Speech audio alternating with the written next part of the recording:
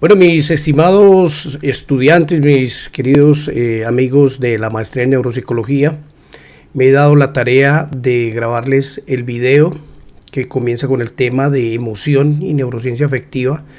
con el fin de ayudarles un poco en esta semana que están tan sobrecargados. Yo entiendo la situación y por tanto he querido ayudarles con este tema, así que vamos a continuar con esto. Bueno, el tema que hoy nos convoca básicamente es el tema de emociones, el segundo apartado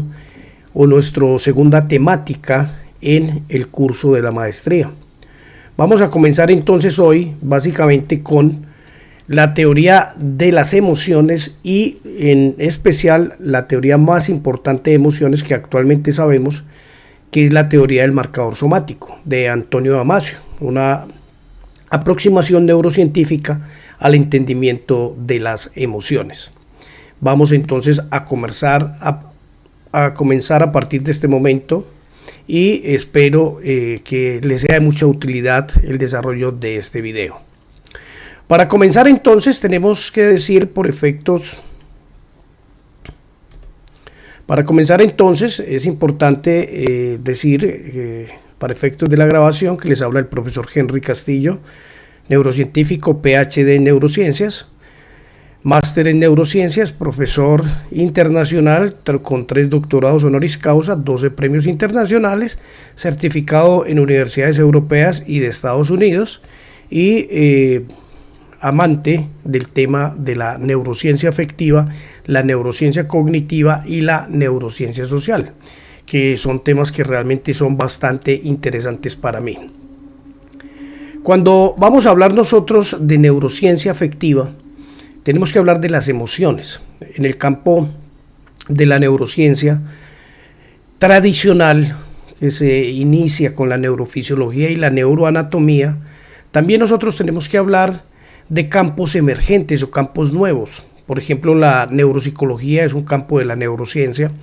que ya tiene bastante tiempo, que ya tiene, digamos, más de un siglo de haberse formulada de una forma práctica y que los primeros investigadores de la época, los descubrimientos de Broca, de Wernicke, los grandes descubridores de aquellas épocas, cuando trabajábamos sobre la ubicación de ciertas estructuras cerebrales como responsables de ciertas áreas y de ciertas funciones cognitivas en nuestro cerebro hasta nuestros días. Pero también es importante anotar que hay unos campos muy nuevos en la neurociencia, como son la neurociencia cognitiva, que ya podemos datarla más o menos de hace unos 30 años hacia acá, la neurociencia afectiva, que está recién comenzando, qué cosa tan interesante la neurociencia afectiva, que es el tema que hoy nos convoca, la neurociencia social, que tiene que ver con un campo de conocimiento supremamente importante para la psicología, los psicólogos, y también hay campos como especializaciones en el tema de la toma de decisiones y neuroeconomía. Estos campos son realmente nuevos, muy prospectivos y de verdad que son bastante interesantes para los que traemos una formación acerca de los temas emocionales. Vamos entonces a comenzar a partir de este momento y los invito a que conozcan este tema de las neurociencias afectivas e incluso decirles que lo que les colocamos a traducir para la otra semana tiene que ver básicamente con la neurociencia afectiva. Entonces vamos a comenzar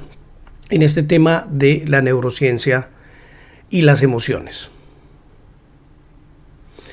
Las neurociencias han prestado últimamente y recientemente un interés bastante importante sobre temas como la conducta social, la conducta económica, la toma de decisiones, las decisiones morales y también los componentes que tienen que ver con las emociones. La neurociencia emocional la vamos a denominar a partir de ahora neurociencia afectiva. Y la neurociencia afectiva es una de las que más se prospecta como uno de los grandes campos de desarrollo de la neurociencia moderna o de la neurociencia actual. Tenemos que hablar nosotros, a través de esta charla, vamos a ver un poco la teoría del marcador somático de Antonio Damasio. Vamos a ver también los trabajos de Becherev, de Bechara, de muchos otros investigadores de la neurociencia afectiva que realmente se han vuelto importantes en el entendimiento de las emociones, de nuestras emociones y sus correlatos neuronales que aparecen dentro de dichas investigaciones. Vamos a ver bajo qué paradigmas se estudia la neurociencia afectiva y cuáles son los resultados que se han venido teniendo hasta el momento. Vamos a enfocarnos bastante en cómo es que los seres humanos tomamos decisiones y cómo las emociones, en palabras de Antonio Damasio, son la clave para la toma de decisiones. Es decir, que vamos a ir un poco más allá de entender la toma de decisiones como un acto plenamente racional, como un acto que es absolutamente frío, calculado, en donde las personas hacen unos análisis ecuacionales para tomar decisiones que sean benéficas para ellos, en donde las personas conjugan una serie de variables, hacen una métrica racional fría y sapiente y posteriormente ejecutan esa decisión, como lo hablan especialmente los modelos de función ejecutiva. Sino que por el contrario vamos a entender que nuestro cerebro realmente no toma las decisiones en la gran mayoría de las ocasiones siguiendo esos manuales de procesos y procedimientos, sino que lo hace utilizando digamos, desechos o sesgos o heurísticos para poder, digamos, tomar decisiones rápidas que ayuden a la supervivencia. Para tomar todo este tema hay que obviamente plantear entonces cuáles fueron los inicios de la hipótesis del marcador somático de Antonio Damasio, que lo expuso muy bien para el público en general, para el gran público, no para el público especializado, a través de este libro que ustedes ven a mi lado izquierdo, que se llama El error de Descartes, por Antonio Damasio. Entonces, este investigador, que puedo decir que es uno de los grandes investigadores en neurociencia de las emociones y neurociencia afectiva, es Antonio Rosa Damasio, de origen portugués. Él nace en 1944 y ya para 1994 publica este libro que se denomina La razón de las emociones, o en inglés Emotion, Rationality and the Human Brain. Es de esta manera que él entonces empieza a hacer las publicaciones en relación con lo que va a denominarse posteriormente la hipótesis del marcador somático y que empieza a tomar una gran importancia dentro de lo que va a ser el entendimiento de las decisiones humanas. ¿Qué nos dice entonces Antonio Damasio? Según este señor, ya para el año 2010, la toma de decisiones de las personas estaría guiada por cambios homeostáticos sutiles que se generan al interior del cuerpo. Y las respuestas que desarrollan las personas estarían en relación con estos estímulos, a la mayoría de estímulos que son de carácter especialmente inconscientes. Entonces aquí viene otro tema interesante, y es que la mayoría de los estímulos que son procesados por la amígdala, que son procesados por los sistemas subcorticales, por los sistemas límbicos y emocionales, básicamente en la mayoría de los casos son estímulos que no se presentan de forma consciente dentro de la esfera cognitiva de la persona, sino que son estímulos que están de alguna manera precableados con el ADN humano o están aprendidos a través de una serie de experiencias que los sujetos han tenido en su vida diaria, y esos estímulos precableados y esas decisiones se van a asociar dentro de esa memoria implícita para guiar y dar forma a respuestas de comportamientos o a tomas de decisiones rápidas, potentes y adaptativas. Eso es lo que tenemos que decir nosotros en este sentido. Me gusta llamar la atención de esta frase de Ranulfo Romo, un neurólogo, que dice: todo acto consciente es inconscientemente generado. A través de otro video que veremos posteriormente y que complementa lo que vamos a ver hoy, vamos a trabajar los estudios acerca de cómo los seres humanos tomamos decisiones y cómo los seres humanos de alguna manera vivimos adaptándonos a través de decisiones rápidas que favorezcan nuestra supervivencia en el medio. De acuerdo a la teoría y la hipótesis de la teoría del marcador somático, el cuerpo envía señales que anticipan decisiones y consecuencias, es decir, Que dicho de otra manera, realmente la teoría del marcador somático establece que las reacciones emocionales realmente parten de aferencias que vienen de los órganos periféricos del cuerpo, van al cerebro y esos son interpretados en gran medida por la amígdala y nuestra corteza prefrontal, y la amígdala está conectado directamente con centros motores que va a llevar a que las personas tomen decisiones bastante rápidas. De esta manera se disminuye en gran medida la carga de trabajo que podría requerir en la memoria operativa un proceso racional de toma de decisiones. Es decir, que según esta mirada que estamos viendo nosotros en este caso, la toma de decisiones no sigue esos procesos racionales fríos,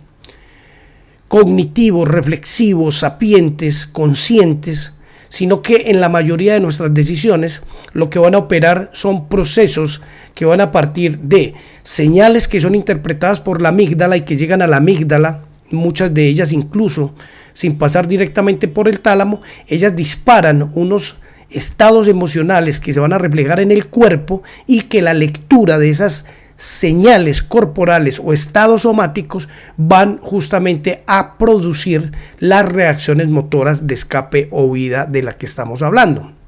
En este sentido, entonces, tenemos que decir nosotros que la toma de decisiones, según este modelo de Antonio Damasio, lo vamos a hacer a través más de vías, digamos, de adaptación emocional que vías de adaptación racional o vías de procesos racionales. Según esta teoría, pues la idea de un hombre dual, como lo proponía Descartes, no es posible. De acuerdo a la hipótesis del marcador somático, el dualismo propuesto por Descartes, pues obviamente está fuera de contexto, dado que el cuerpo sirve como base para las representaciones mentales y que justamente el cerebro hace parte del cuerpo y tal vez es el órgano más importante del cuerpo. Entonces nosotros no podemos ver un dualismo de mente-cuerpo, sino que estamos frente a dos caras de la misma moneda. Los marcadores somáticos, es decir, esos síntomas que aparecen dentro de nuestro cuerpo, en nuestra piel, en nuestro estómago, en nuestro corazón, en nuestra respiración, en la piloerección, en la actividad electrodérmica, todos estos marcadores somáticos guían la conducta. Es decir, una situación se liga a un estado somatosensorial particular y es este estado somatosensorial el que va a calificar de forma automática la situación como peligrosa o no, como buena o mala, y va a orientar justamente los centros motores hacia una respuesta que sea altamente adaptativa, es decir, respuestas que podemos decir son de escape o son de huida. Los marcadores somáticos, cuando aparecen, como ya están cableados en los sistemas de memoria, anticipará posibles consecuencias que la persona tendrá frente a esos estímulos. Esas consecuencias pueden ser positivas o negativas y obviamente se van a desencadenar entonces respuestas de acercamiento en el caso de que se anticipe consecuencias positivas o consecuencias de alejamiento o escape en el caso que se anticipe situaciones de peligro. Es por eso importante entonces entender que los estados emocionales se van a conectar directamente con los estados motivacionales. Recuerden ustedes que finalmente los estados motivacionales son básicamente dos, uno de acercamiento o apetitivo y uno de alejamiento o de temor. Esos estados emocionales van a producir conductas entonces de acercamiento al estímulo porque son de valencia positiva, o de alejamiento del estímulo, es decir, de escape, porque son considerados dentro de la memoria del marcador somático como estados altamente peligrosos. Entonces tenemos nosotros que llegar a esta consideración y pensar entonces que los marcadores somáticos van a guiar la conducta de una forma automática y de una forma no muy consciente, que digamos. Pero bueno, vamos ahora a ingresar a qué es lo que ocurre cuando aparecen determinadas lesiones de la amígdala, de la corteza prefrontal ventromedial, de la corteza prefrontal dorsolateral, de los centros emocionales que se conectan con esta corteza prefrontal ventromedial. Lo que tenemos que decir es que si aparecen lesiones a nivel de esta corteza prefrontal ventromedial, se van a producir fallas para que el cerebro pueda hacer uso de estas señales somáticas para guiar la conducta. La conducta entonces se va a orientar por una sensación de peligro interoceptivo, es decir, que las lesiones de la corteza prefrontal ventromedial, que es la parte del cerebro que va a conectar los centros emocionales con los centros racionales, traduzco, va a conectar los centros del sistema límbico, especialmente la amígdala, con los centros racionales de nuestro cerebro, es la corteza prefrontal dorsolateral o la famosa función ejecutiva. Entonces, si se daña esa corteza prefrontal ventromedial, se va a desconectar lo emocional de lo racional. Esto es un tema supremamente interesante de lo que estamos nosotros hablando en este caso. Tenemos que referir también que estos estados o marcadores somáticos van formando una forma de memoria que va a ayudar a la toma de decisiones, que va a ayudar a anticipar las potenciales consecuencias de los actos, que van a quedar grabadas dentro de la memoria semática. Así que las respuestas que han sido experimentadas por una persona en una situación particular van a quedar almacenadas y van a ser desencadenadas por determinados estímulos que muchos de ellos serán de carácter inconsciente. Y así esta respuesta va a regresar cada que la persona enfrente una situación similar a la que tiene grabada en su memoria. Dicho de una manera un poco más sencilla, los marcadores somáticos se almacenan dentro de nuestra memoria implícita y es allí donde ellos quedan grabados con los correlatos del estímulo que la generaron. Es decir, se forma una especie de memoria entre el estímulo, la respuesta o la decisión que se tomó y las consecuencias que operaron, positivas o negativas para el organismo. Esta forma de memoria va a hacer que la persona, cuando enfrente nuevamente una situación X, llámese agradable o llámese de peligro, pues ya inmediatamente se activa el marcador dentro de la memoria implícita e inmediatamente hace que el cuerpo reaccione de una manera congruente con lo que dice la memoria. Si en el pasado el estímulo fue agradable, no fue peligroso, pues inmediatamente la conducta es de acercamiento. Pero si en el pasado el estímulo está asociado con una respuesta o una consecuencia desagradable o peligrosa, inmediatamente se activan centros motores para la actividad de respuestas que tienen que ver con respuestas de lucha, huida o escape.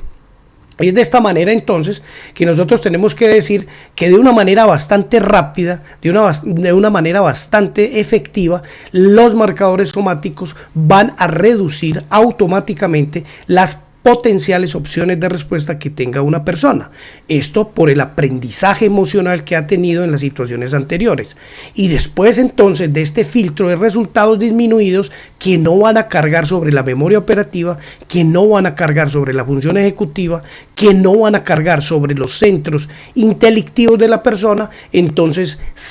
luego de que ya se toma la decisión y la persona está en este momento ya, digamos, fuera de peligro, en ese momento se inicia, según Antonio Damasio, el proceso de deliberación racional. Dicho de otra manera es, anteriormente pensábamos nosotros que las personas tomaban decisiones racionales basando o sopesando las potenciales consecuencias de los actos. Y después entonces nosotros hacíamos la conducta y todos felices. Sin embargo, en el modelo de Antonio Damasio, primero se toman las decisiones disparadas por los marcadores somáticos y luego, solo luego, posteriormente, se empieza el proceso de deliberación racional o el proceso que vamos a llamar el proceso intelectivo. Ahora, es importante entonces anotar que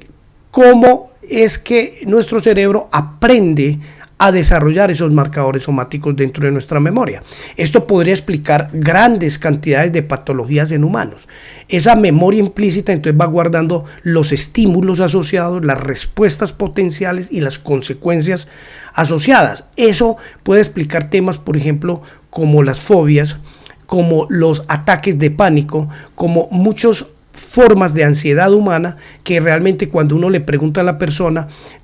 no sabe por qué se dispara un ataque de pánico, y la mayoría de pánicos pues básicamente no son señalados situacionalmente, es decir, aparecen de un momento a otro, y es probable que los pánicos estén siendo desencadenados por estímulos que están grabados en la memoria implícita y por tanto son estímulos inconscientes, que cuando la persona los experimenta, sean externos o internos, es decir, provengan del medio ambiente o provengan del marcador somático, activan el ataque de pánico y produce la desesperada respuesta de la amígdala cerebral. De esta manera nosotros podríamos ver entonces todos estos aspectos y todos estos aprendizajes de nuestro cerebro.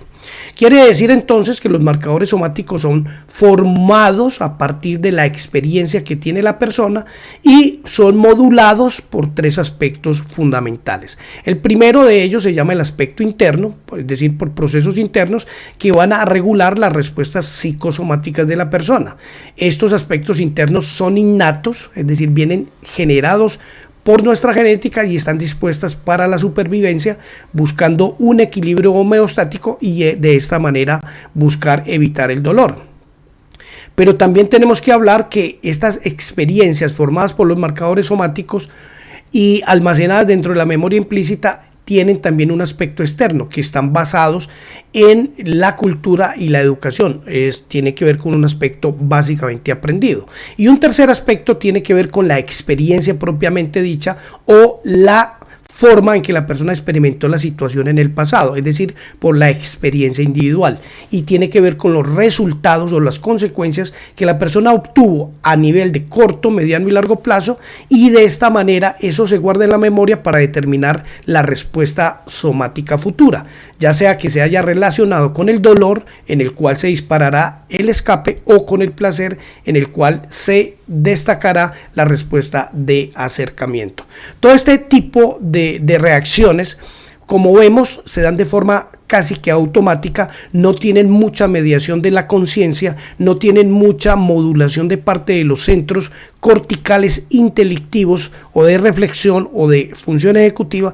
sino que nuestro cuerpo está capacitado, está dotado de estos marcadores somáticos para emitir respuestas rápidas. Recordemos que en el mundo de la evolución lo importante era responder rápidamente a los depredadores y responder rápidamente frente a las fuentes de peligro que colocaran en verdadera dificultad nuestra posibilidad de continuar con nuestra vida. Tenemos que decir entonces que dentro de la memoria implícita podemos llamarlo de alguna manera como causados por una forma de condicionamiento clásico. Los marcadores somáticos son recordatorios automáticos. Eso quiere decir que una toma de decisiones que hicimos en el pasado y que recibió una consecuencia de dolor, entonces el cuerpo aprenderá y la próxima vez que se presente una situación similar, una situación análoga o parecida, entonces la persona automáticamente evitará el dolor, sea que lo procesó conscientemente o inconscientemente a través de un sistema motivacional, es decir, a través de un sistema de disposición a la acción, llámese de acercamiento o llámese de alejamiento. Esto es lo que tenemos que ver nosotros entonces con la forma como los marcadores somáticos disparan las conductas y los comportamientos para lograr entonces un proceso de adaptación lo más rápido posible sobre la persona. Es importante entonces entender que los marcadores funcionan como triggers, es decir, disparadores de conducta, para acercarnos o para alejarnos. Los marcadores somáticos entonces tienen valencias emocionales. Ustedes saben que las emociones tienen 3 dimensiones de acuerdo al modelo de Peter Lamb, que son básicamente el arousal, la valencia y el grado de control percibido.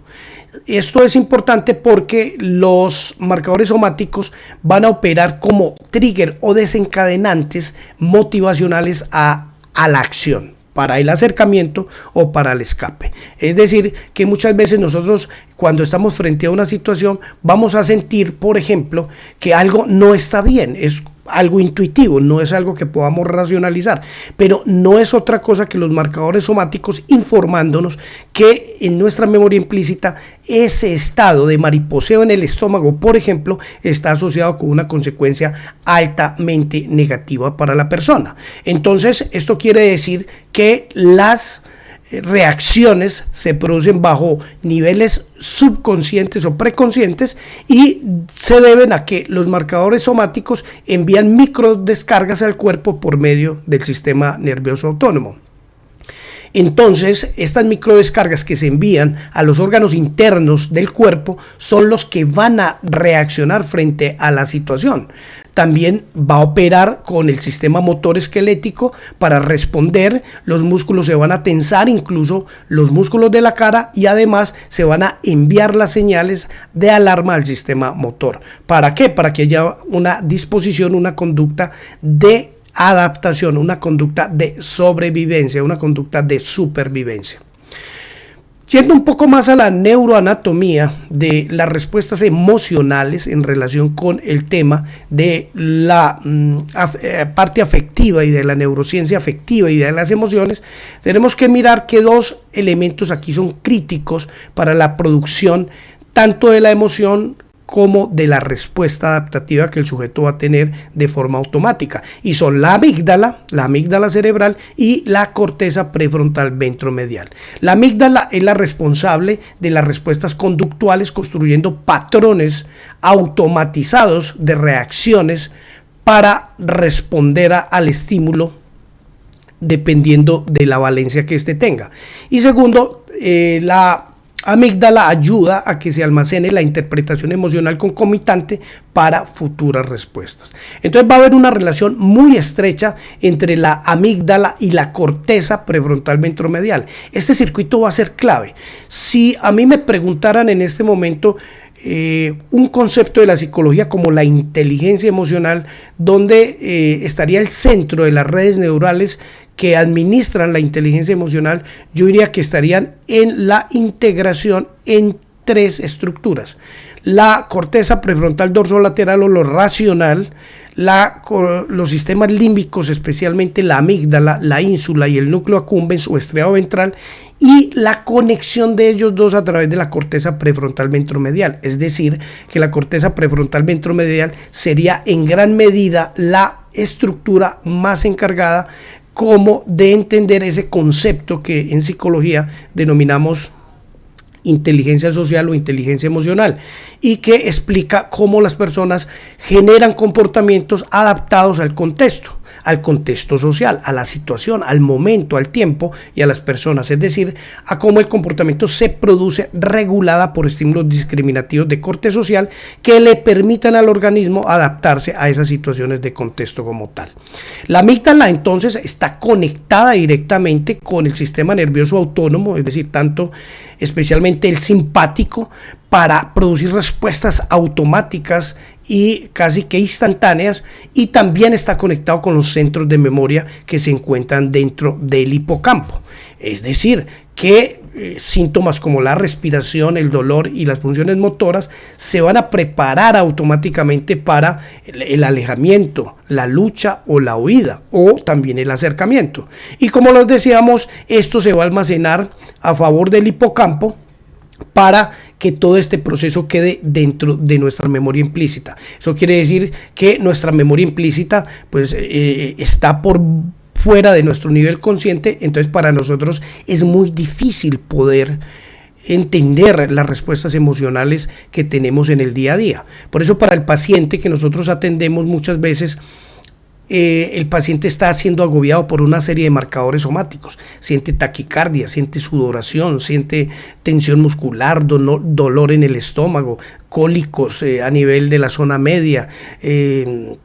problemas de motilidad estomacal. Todos estos síntomas muchas veces se están causando por estímulos externos a la persona, como situaciones, o estímulos internos como pensamientos que simplemente activan los marcadores somáticos y la persona empieza a tener esta serie de síntomas como tal. Recuerden ustedes que yo trabajaba con ustedes, recuerden ustedes que cuando estamos trabajando sobre un recuerdo aversivo para un paciente,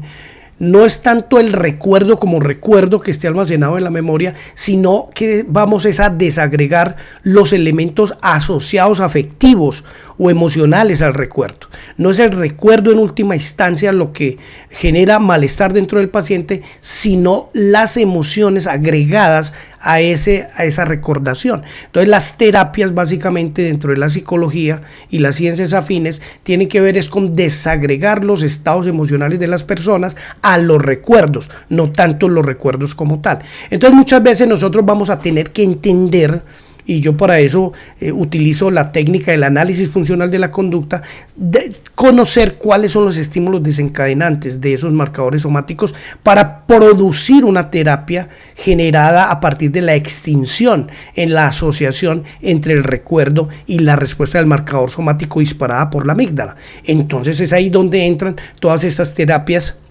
relacionadas con extinción, como por ejemplo las terapias de desensibilización sistemática, los movimientos oculares rápidos para también desagregar contenidos emocionales, las terapias de extinción, de inundación, de implosión, etcétera, que nos van a servir para desligar los marcadores somáticos a los recuerdos. Pero muchos de esos recuerdos, como los decíamos, son recuerdos que se dan de forma implícita. La amígdala entonces es la clave para la toma de decisiones, para decisiones rápidas, instantáneas y adaptativas. Y también la amígdala es la clave para la construcción de los recuerdos de los marcadores somáticos. Es decir, que la memoria y la construcción de los recuerdos de la memoria somática tendrá que ver con la asociación entre la actividad de la amígdala cerebral con la actividad del hipocampo. Entonces lo que vamos a lograr finalmente en esta asociación es que se asocia con el procesamiento del miedo y las respuestas automáticas subsecuentes ante escenarios que puedan representar un peligro real o imaginario. Bueno, hay una investigación muy interesante acerca de qué es lo que ocurre cuando se lesionan estas estructuras que tienen o que conectan la amígdala con la corteza prefrontal ventromedial. Entonces hay unos experimentos muy interesantes que nos muestran qué pasa, por ejemplo, si se daña el hipocampo, qué pasa si se daña la amígdala, qué pasa si se daña la corteza prefrontal ventromedial, como en el caso de Phineas Gage, qué pasa si se dañan el hipocampo y la amígdala, pero la corteza prefrontal ventromedial queda bien, qué pasa si se dañan entonces la forma entre la amígdala y la corteza prefrontal ventromedial. Estas fueron realizados por Bechara y otros investigadores con unos paradigmas de investigación supremamente interesantes y que posteriormente les voy a mostrar. Lesiones en la amígdala entonces van a producir daños en la toma de decisiones emocionales. Bechara, por ejemplo, y su equipo de trabajo utilizando el Iowa-Gamble Test en pacientes con lesiones prefrontales ventromediales, en lesiones a nivel de la amígdala cerebral o en lesiones de ambas partes al mismo tiempo en el mismo paciente, hicieron a través del experimento un paradigma donde midieron con actividad electrodérmica, o sea, electrodermal activity, sudoración y erizamiento, y ellos descubrieron que las personas no responden igual. Es decir, las personas que tienen la lesión en la amígdala no responde igual si la lesión es en la amígdala o si la lesión es en la corteza prefrontal ventromedial cuando estos pacientes son comparados con controles, es decir, con pacientes que no tienen ningún tipo de lesión cerebral. En este sentido, entonces, quiero decirles que estas investigaciones nos han empezado a dar la clave de cómo es que se produce este tipo de procesamiento. Miremos cómo hacemos la disociación del papel de la amígdala, del papel de la corteza prefrontal ventromedial y el papel de la corteza prefrontal dorsolateral también, y también con los hipocampos. Vamos a ver, entonces en esta nueva investigación que les estoy mostrando se tomaron cuatro condiciones experimentales. La primera, en donde ambas amígdalas estaban intactos y los hipocampos destruidos en los pacientes, ¿no? La situación B, en donde las amígdalas estaban destruidas y los hipocampos intactos, es decir, una versión inversa a la anterior. La tercera condición experimental estuvo conformada por pacientes que tenían lesionados tanto las amígdalas como los hipocampos, es decir, las dos estructuras estaban totalmente conectadas, y una cuarta situación era pacientes controles, pacientes normales, pacientes sin ningún tipo de lesión cerebral. Entonces vamos a ver qué pasó en los que eran amígdalas destruidos contra los que eran hipocampos destruidos, contra los que eran ambas estructuras destruidas y comparativamente con controles o pacientes normales. Entonces ellos utilizaron un paradigma de condicionamiento clásico. Si ustedes recuerdan, el condicionamiento clásico utiliza un estímulo neutro que al asociarlo con un estímulo incondicionado va generando un aprendizaje de tal manera que el estímulo que anteriormente era neutro ahora se convierte en estímulo condicionado, es decir, capaz de producir una respuesta similar a la respuesta incondicionada. Vamos a ver entonces qué pasó en este experimento como tal. Para el caso del condicionamiento clásico que utilizaron según el modelo pavloviano, ellos utilizaron un estímulo incondicionado que era una intensa sirena de barco, con un sonido supremamente fuerte y molesto,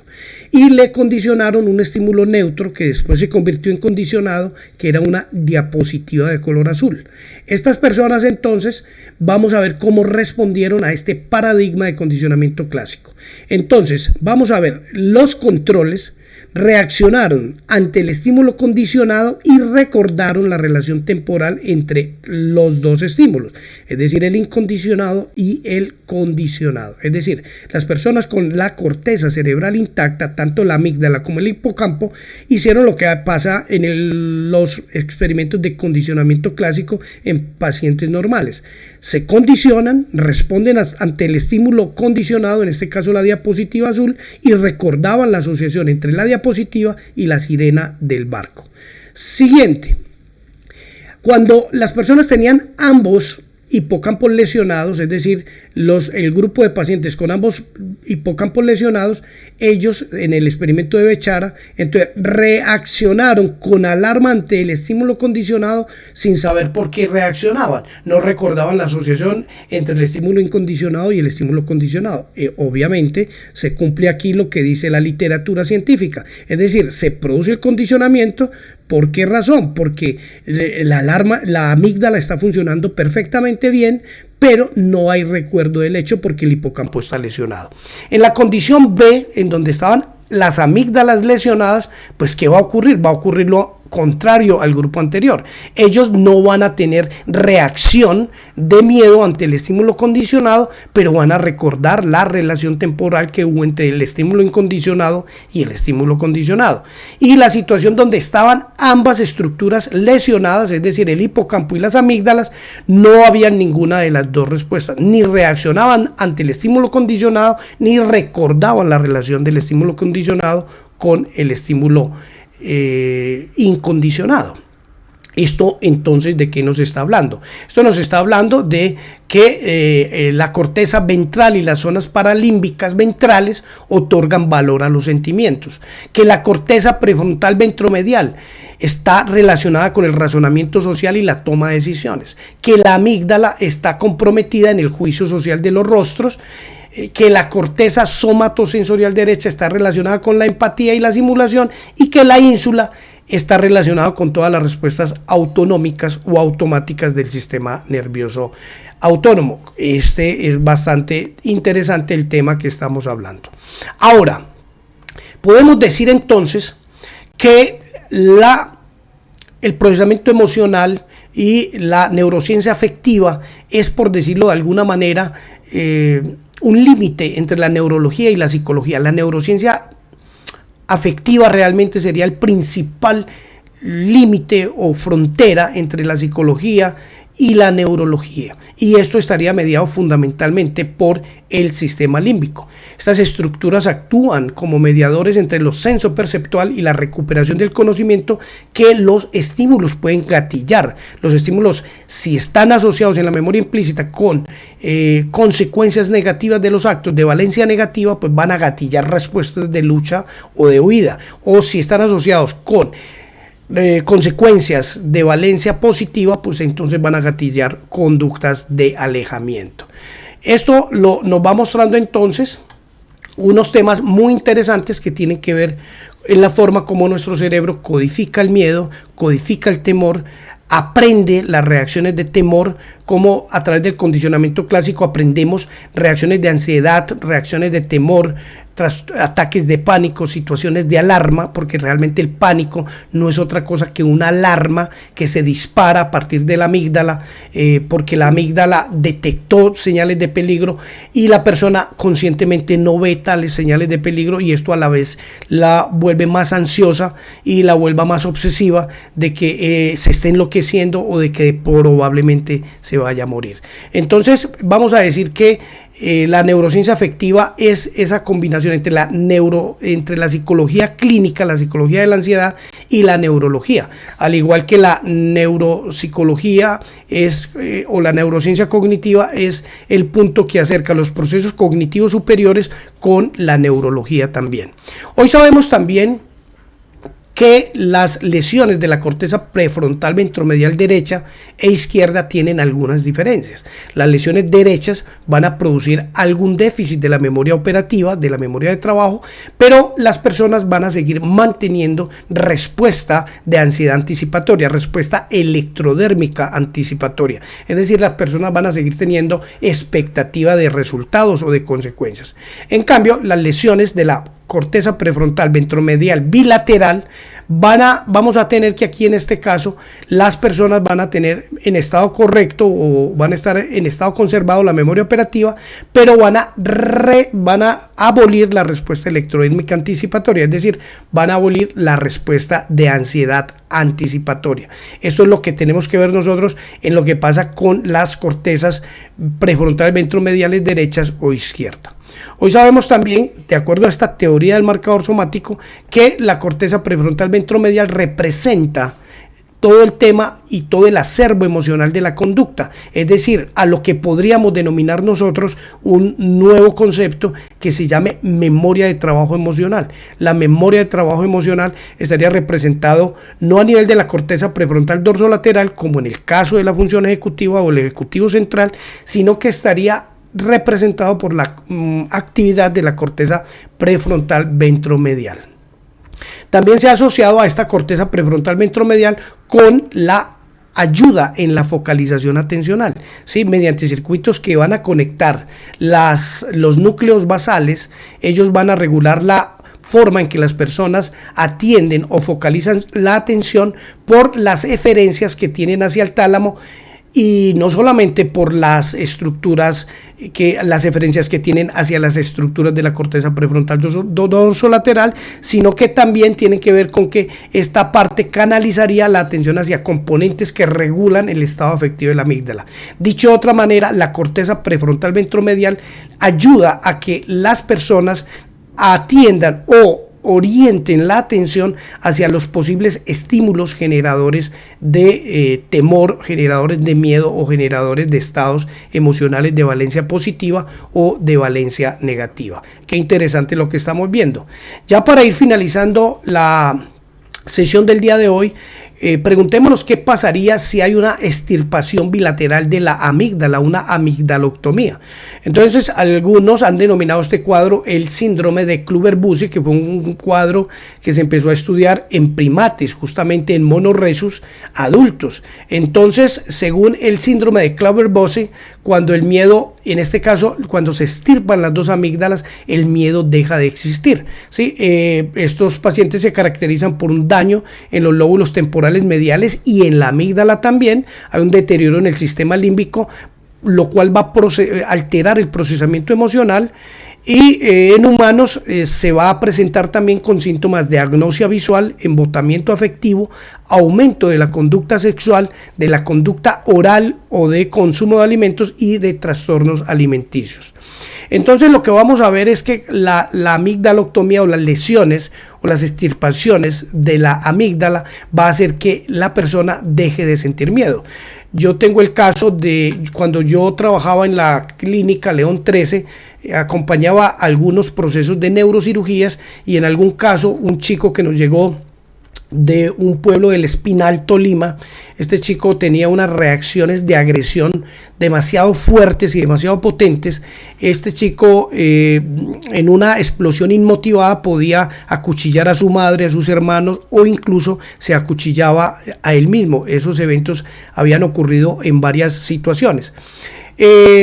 Los compañeros de la clínica León 13 pues llevaron este caso al staff y lo único que vieron que podían hacer era la extirpación bilateral de las amígdalas, es decir, crear un síndrome de estas características. Pero obviamente estas cirugías que eran permitidas hace muchos años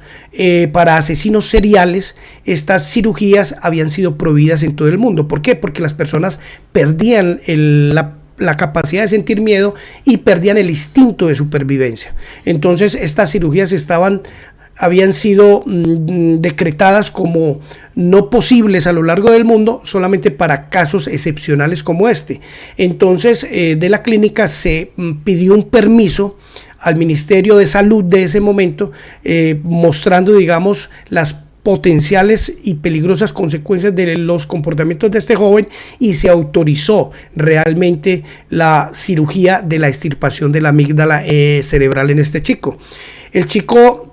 estuvo con nosotros 3-4 días antes. Yo estuve evaluando la parte neuropsicológica y 3 días, 4 antes tuvo 2-3 ataques, y en uno de ellos incluso se intentó lanzar por el último piso, era un 4º piso de la clínica. Afortunadamente el lugar tenía rejas, él quedó, digamos, él se lanza por el 4º piso, lo detiene una reja, pero rompe toda una vidriera con el cual se hace mucho daño. Luego toma todos los vidrios del piso y empieza a perseguir a unas enfermeras que estaban cerca. Entonces obviamente esto confirmaba la necesidad de esta amigdaloctomía debido a este problema que tenía este paciente, estas explosiones inmotivadas de agresión contra él mismo o contra su familia. Finalmente, posterior a la extirpación, yo procedí también a evaluar la respuesta y digamos que las consecuencias de esta amigdaloctomía, y el paciente realmente quedó sin sentido de vida, sin instinto de vida. Es decir, una persona en estas condiciones puede dejarse morir si ve un camión que lo va a arrollar, o dejarse matar. No tiene ese instinto de vida, dado que la amígdala es en gran medida responsable de activar las alarmas que colocan en peligro nuestra vida. Esto entonces para referirnos al caso de este caso tan cercano que tuvimos de este chico del Espinal Tolima. Posteriormente, pues hicimos algunos seguimientos posteriores en el tiempo y encontramos que el joven seguía siendo prácticamente una mansa paloma sin defensa, pero era un joven que requería de la atención constante de sus familiares para no ir a perder, digamos, su vida en cualquier situación, porque como no tiene la alarma que regula, los instintos de supervivencia, pues obviamente puede ser muy peligroso para él cualquier acto que puedan ocurrir. Bechara también nos informa que lesiones en la corteza prefrontal ventromedial va a hacer que las personas no midan el peligro de digamos, en jugadores de casino. Ellos no van a tener, digamos, ninguna dificultad ni ninguna autorregulación con hacer jugadas peligrosas, y ellos no desencadenan respuesta electrodérmica ante la expectativa de ganar o perder dinero en los juegos. Recuerde que Bechara trabajaba con el Iowa Gamble Test y esto lo asociaba realmente con dinero, pero entonces las personas con lesiones prefrontales ventromediales no codificaban ese temor, esa anticipación negativa de la jugada, el peligro de poder perder frente al juego al cual se estaba exponiendo. Es decir, estas personas no activaban el marcador somático ante las elecciones. Otro de los hallazgos que se encontraron con los daños a la amígdala es que las personas con daños a nivel de la amígdala no generan atributos emocionales, es decir, no generan los correlatos de los marcadores somáticos, es decir, los síntomas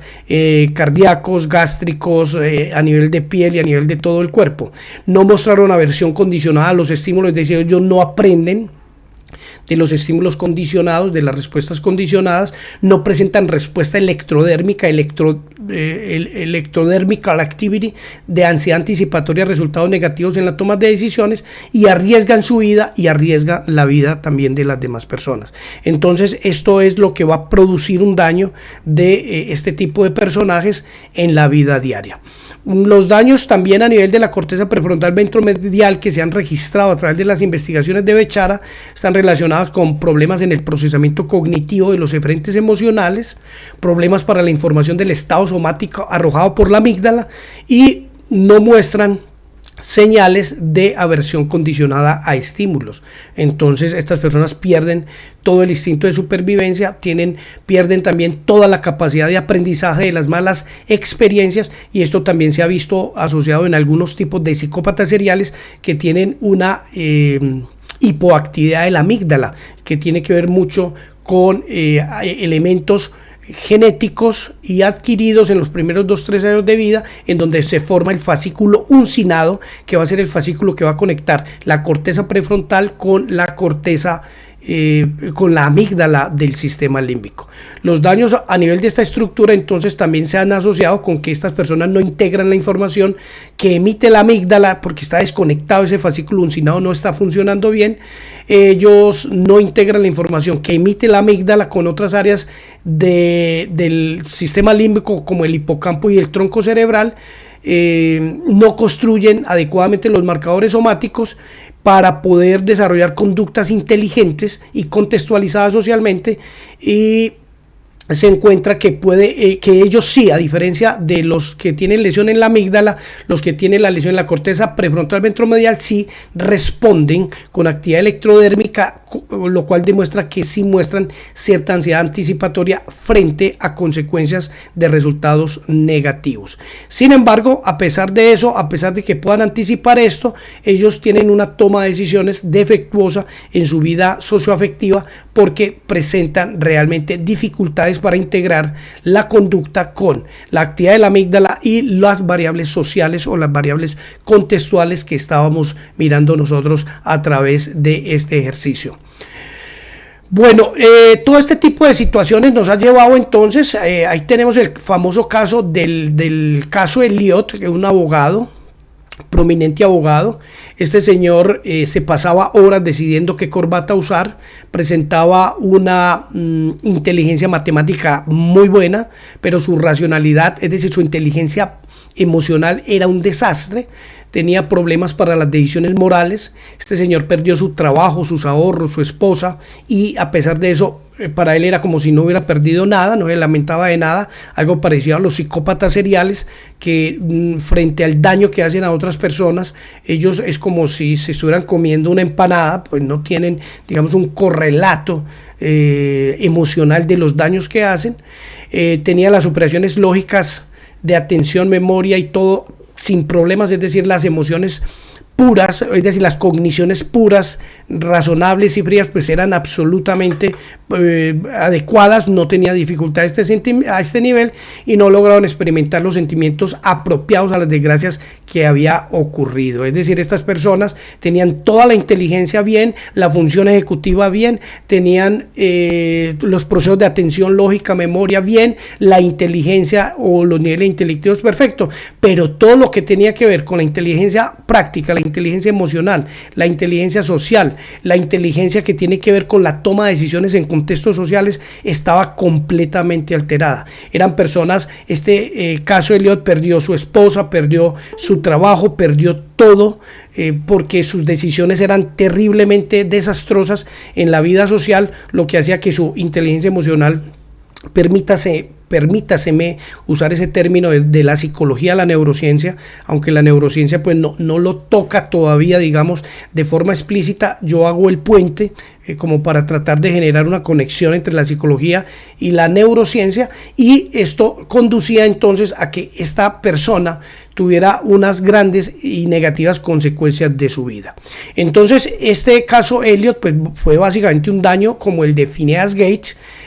pero en este prominente abogado mucho más reciente. Damasio concluyó que debido a la cirugía que tuvo este señor él tuvo una cirugía para retirarle un tumor del tamaño de una naranja pequeña, y debido a eso tuvieron que destruir parte de la corteza prefrontal ventromedial. Entonces concluye Damasio que en esa cirugía, para quitar ese tumor, se hizo un daño sobre esta parte del cerebro, y que la persona, a pesar de que era una máquina calculadora capaz de realizar operaciones de alto nivel matemático y de lógica, no podía asignar un valor emocional a esas variables. Qué tema tan interesante esto de la neurociencia afectiva. Los últimos hallazgos también nos hablan de que la corteza prefrontal ventromedial puede ser el responsable del procesamiento de las decisiones racionales.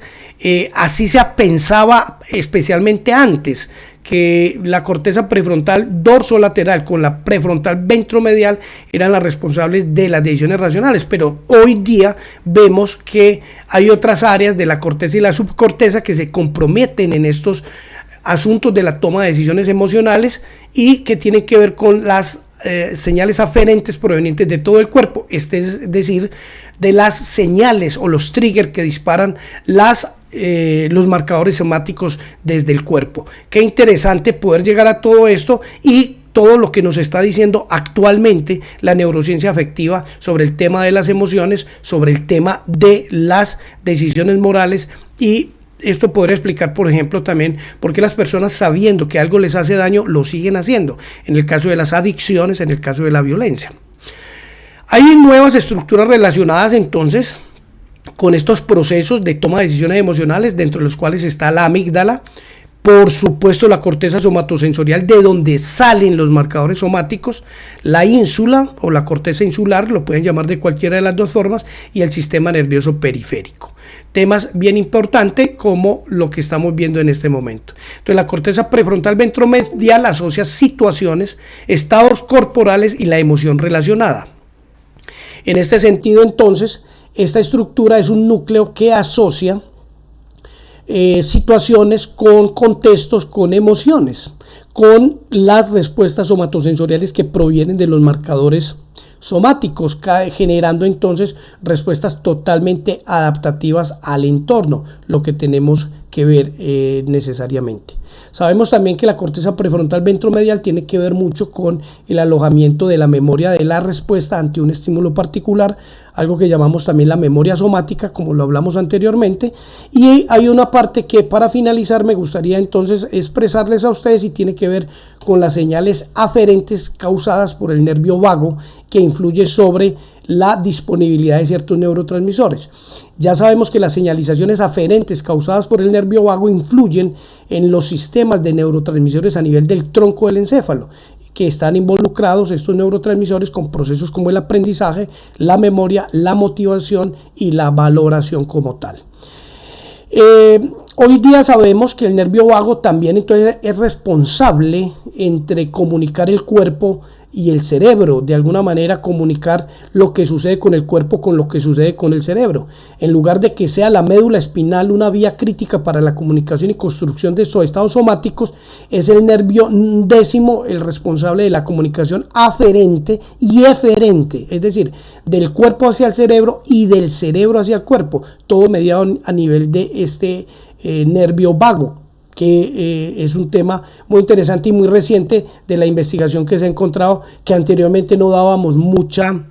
funcionalidad a este nervio vago. De ahí que su nombre también se haya tenido en cuenta como nervio neumogástrico. Por eso nosotros sentimos muchas emociones a nivel de nuestro sistema gástrico. Muchas de las emociones se van a reflejar en nuestro estómago, en nuestros intestinos, en nuestro sistema de procesamiento de alimentos. Está involucrado aferentemente para la producción de neurotransmisores como la noradrenalina, la acetilcolina, la serotonina y la dopamina, todos ellos involucrados en los estados de ánimo, en los estados de ansiedad y en los estados de cogniciones de alto nivel para la toma de decisiones. Tenemos que anotar también que este nervio está involucrado tanto en el lanzamiento de las emociones como también en ciertos procesos cognitivos. Ya sabemos que la frontera entre lo emocional y lo racional para lo que llamamos el comportamiento de toma de decisiones se desdibuja, porque los impulsos aferentes del cuerpo y eferentes del cerebro están interconectados y son interactuantes. Es decir, para decirlo de una manera más sencilla, los trabajos de la hipótesis del marcador somático de las emociones de Antonio Damasio